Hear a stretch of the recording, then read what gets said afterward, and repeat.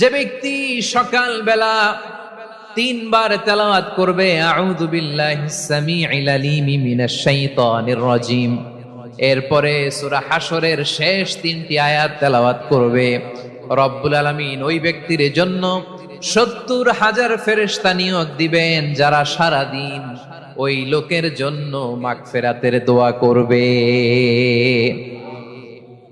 শুধু এখানেই শেষ নয়, বিশ্বনবী ফরমান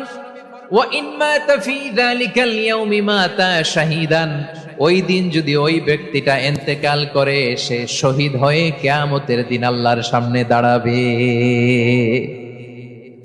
সকালবেলা যদি পড়েন তিনবার আউযু বিল্লাহিস সামিউল আলিম মিনাশ শাইতানির রাজিম তিনবার পড়ে সূরা হাশরের শেষ তিন আয়াত যদি তেলাওয়াত করেন, তাহলে আপনার জন্য আল্লাহ তাআলা ৭০,০০০ ফেরেশতা নিয়োগ করবে।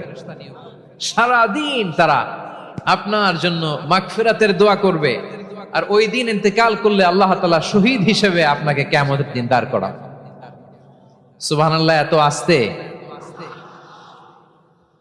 আবার সন্ধ্যাবেলায় যদি পড়েন, সারা রাতের জন্য ৭০,০০০ ফেরেশতা মাগফিরাতের দোয়া করবে। ওই রাতে মারা গেলে শাহাদাতের মৃত্যু নসিব হয়ে যাবে।